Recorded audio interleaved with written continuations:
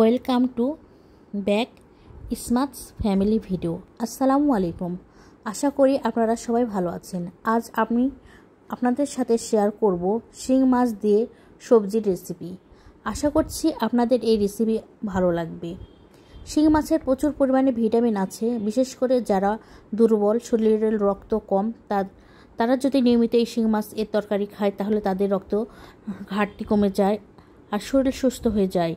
চলুন শিখে নিই আমি কীভাবে শিং মাছ দিয়ে সবজি দিয়ে মজাদার ও সুস্বাদু তরকারি রান্না করছি। প্রথমে আমি শিং মাছগুলো পরিষ্কার করে কেটে ধুয়ে নিয়েছি। দেখেন আমার এই শিং মাছের যে মাথার কাছে যে রগ থাকে ওই রগগুলো আমি তুলে ফেলেছি বা পরিষ্কার করে খুলে নিয়েছি। দিয়ে এখন আমি মাছগুলো সুন্দরভাবে লবণ, হলুদ, মরিচের গুঁড়া হাফ চামচ করে দিয়েছি। দিয়ে সম্পূর্ণ মাছ মেখে নিয়েছি হাত দিয়ে। আমার হয়ে গেছে মাছ মাখানো। ফ্রাই প্যানের কড়াইটি গরম করে নিয়েছি। এখন এখানে আমি পরিমাণ মতো তেল দিয়ে মাছগুলো মিডিয়াম হিটে ভাজবো। এখন আমি মাছগুলো দিয়ে দেবো, কেননা তেল আমার গরম হয়ে গেছে। সম্পূর্ণ মাছ একসাথে ভেজে নেব। এই মাছগুলো আমি মিডিয়াম হিটে ভাজবো, কেননা উচ্চ তাপে মাছগুলো ভাজলে মাছগুলো পুড়ে যায় আর সিদ্ধও হয় না, খেতেও ভালো লাগে না। তো মিডিয়াম হিটে ভাজলে মাছগুলো খুব সুন্দর ভাজা হয় এবং সুন্দর সিদ্ধ হয় এবং খেতেও সুস্বাদু লাগে তরকারি এবং মাছ। আমার এক পিঠে মাছ ভাজা হয়ে গেছে, এক পাশে। এখন অপর পাশে মাছ ভাজার জন্য মাছগুলো এক এক করে সবগুলো মাছ উল্টে দেব। দিয়ে আমি মাছের দুই সাইডে মাছগুলো সুন্দরভাবে মিডিয়ামভাবে মাছগুলো ভেজে নেব। একদম কড়াভাবে মাছ ভাজবো না, একদম মিডিয়ামভাবে মাছ ভাজবো। আমার মাছ ভাজা হয়ে গেছে দুই পাশে। এখন মাছগুলো উল্টে পাল্টে তুলে নেব। এই শিং মাছ বেশি ভাজলে মাছের পুষ্টিগুণ একদম কমে যায়। সেজন্য আমি মাছটা মিডিয়াম হিটে হালকা ভেজে নিয়েছি।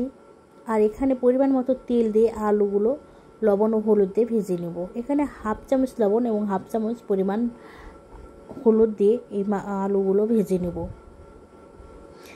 আলুগুলো আমি একদম মচমচে বা কড়া করে ভাজবো না।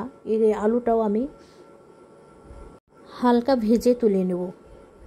আর এই আলু দেওয়ার পরে আমি অনবরত এইভাবে ছুরি দিয়ে নাড়তে থাকবো, কেননা সমানভাবে যেন আলু ভাজা হয়। আমার আলু ভাজা হয়ে গেছে একদম মিডিয়ামভাবে। ঠিক ওই অবস্থায় আমি সবজিগুলো দিব। এখানে আমি সবজি নিয়েছি পটল, বেগুন এবং তরই, এই তিনটি, আর আলু দিয়ে চারটি সবজি। এই চারটি সবজি দিয়ে আমি এই শিং মাছগুলো রান্না করব। সবজি থেকে প্রচুর পানি বের হয়, সেজন্য আমি আগেই আলুগুলো ভেজে নিয়েছি, কেননা আলু থেকে সেরকম আর পানি বের হয় না। তখন একসাথে সবজি এবং আলু দিলে আলু ভাজাটা ভালো হয় না বা হবেও না, সেজন্য আমি আলাদাভাবে এই আলুগুলো মিডিয়ামভাবে ভেজে নিয়েছি। আর এখন আমি সবজির সাথে আরেকটু ভেজে নেব। আমার সম্পূর্ণ ভাজা হয়ে গেছে। সবগুলো সবজি আমি হালকা করে ভেজে নিয়েছি বা মিডিয়ামভাবে, মধ্যম, যেরকম মচমচাও না, একদম লাল কড়াও না এবং একদম কাঁচাও না, একদম মধ্যম অবস্থা যেরকম হয় ঠিক সেরকমভাবে সবজিগুলো আমি সব ভেজে নিয়েছি। এখানে হাফ চামচ পরিমাণ তেলে জিরা দিয়েছি। আর ওই তেলে আমি পেঁয়াজ কুচি 2টি দিয়েছি আর 4 থেকে 5টি কাঁচামরিচ চিরা দিয়েছি। আর পরিমাণ মতো আমি তেল দিয়েছি। এখানে 1 চামচ পরিমাণ লবণ দিয়ে এই পেঁয়াজ মরিচ একসাথে ভেজে নেব। এই পেঁয়াজ ও মরিচ আমি হালকা তাপে 4 মিনিটের মতো এভাবে ঢাকনা দিয়ে ঢেকে ভেজে নেব। 4 মিনিট পর আমি এখানে 1 চামচ পরিমাণ হলুদের গুঁড়া, 1 চামচ পরিমাণ মরিচের গুঁড়া, হাফ চামচ পরিমাণ ধনিয়া গুঁড়া, হাফ চামচ পরিমাণ জিরা গুঁড়া, 1 চামচ পরিমাণ আদা বাটা, 1 চামচ পরিমাণ রসুন বাটা দিয়ে মশলাগুলো 30 মিনিটের মতো ভেজে নেব। নিয়ে এখানে খুবই সামান্য পরিমাণ পানি দেব। দিয়ে এই মশলাগুলো কষিয়ে নেব ঢাকনা দিয়ে ঢেকে। মশলাতে পানি না দিলে মশলাগুলো পুড়ে যাবে এবং পুড়ে যাওয়ার কারণে তরকারির টেস্টটা অনেকটাই কমে যায় এবং খেতে ভালো লাগে না। সেজন্য আমি সামান্য পরিমাণ পানি দিয়ে মশলাগুলো কষিয়ে নিচ্ছি বা ভেজে নিচ্ছি। হয়ে গেছে আমার মশলা কষানো। দেখেন আমার মশলার উপরে তেল উঠে আসছে এবং পানিটাও কমে গিয়েছে আর আমার মশলাটাও সুন্দর কষানো হয়ে গেছে।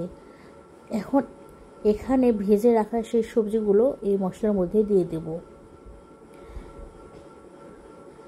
সম্পূর্ণ সবজি এই মশলার মধ্যে দিয়ে আমি নেড়ে চেড়ে মশলার সাথে মিশিয়ে দিয়ে 4 মিনিটের মতো এই সবজি ঢাকনাটা ঢেকে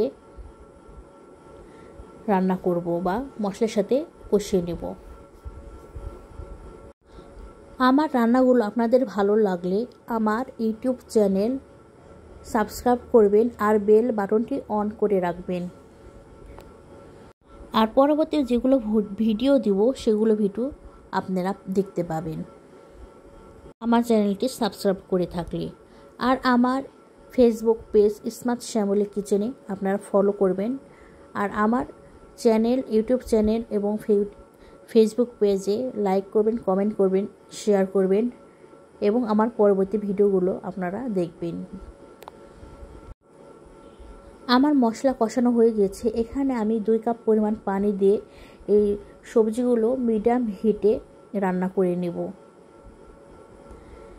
মাঝে মধ্যে এই সবজিগুলো নেড়ে দেব বা 4 মিনিট পর পর আমি এই সবজিগুলো এইভাবে নেড়ে চেড়ে দেবো যেন এক সাইডে সিদ্ধ হয় আর অপর সাইডে যেন না হয়, যেন সম্পূর্ণ সবজি সমানভাবে সিদ্ধ হয়। আমার এই রান্নার ঝোল যখন গাঢ় হয়ে আসবে ঠিক তখনই ভেজে রাখা মাছ আমি এই সবজির উপর দিয়ে দেব, দিয়ে আবার ঢাকনা দিয়ে ঢেকে দেব। এখন সম্পূর্ণ তরকারির সাথে এই মাছ ভেজে রাখা মাছগুলো মিশিয়ে দেব না। কিছুক্ষণ পর বা 4 থেকে 5 মিনিট পর ঢাকনাতে ঢেকে রেখে এই সবজিটা রান্না করে আবার এইভাবে আমি ছুরি দিয়ে সুন্দরভাবে খুব আলতোভাবে এই সবজির সাথে মাছগুলো মিশিয়ে নেব। নিয়ে আবার ঢাকনাতে ঢেকে 5 থেকে 6 মিনিট রান্না করে নেব। নিয়ে খুবই হালকাভাবে সবজি এগুলো উল্টে পাল্টে নেব যেন ভেঙে না যায় সবজিগুলো এবং মাছগুলো। আমি যেভাবে রান্না করছি ঠিক এভাবে আপনারা বাসায় রান্না করবেন, দেখবেন আপনাদের পরিবারের সদস্যরাও আপনার রান্না খেয়ে প্রশংসা করবে আপনার এবং আপনাকেও ভালো লাগবে আপনার রান্নার প্রশংসা শুনে। আমার ঝোলটা অনেকটা সুন্দর হয়ে গাঢ় হয়ে আসছে। আর একটু গাঢ় হয়ে আসলেই আমার এই তরকারি রান্না বন্ধ করে দেব। আমি যা মশলা ব্যবহার করেছি ঠিক ওই মশলাতেই আমার রান্না কমপ্লিট হয়ে গেছে। আপনারা যখন রান্না করবেন আপনাদের মশলা আপনাদের সবজি এবং মাছের পরিমাণ অনুযায়ী আপনারা নেবেন। আর আমার প্রতিটা রান্নার টিপস এবং ট্রিক্স ফলো করে রান্না করবেন, দেখবেন আপনাদের রান্নাও পারফেক্ট ও সুস্বাদু হয়ে গেছে আমার রান্না। দেখেন কতটা সুন্দর এবং লোভনীয় হয়েছে, দেখতে অনেক সুন্দর লাগছে মাশাআল্লাহ। আপনারা সবাই আমার চ্যানেলগুলো সাবস্ক্রাইব করবেন এবং আমার পরবর্তী ভিডিওগুলো দেখবেন। আল্লাহ হাফেজ।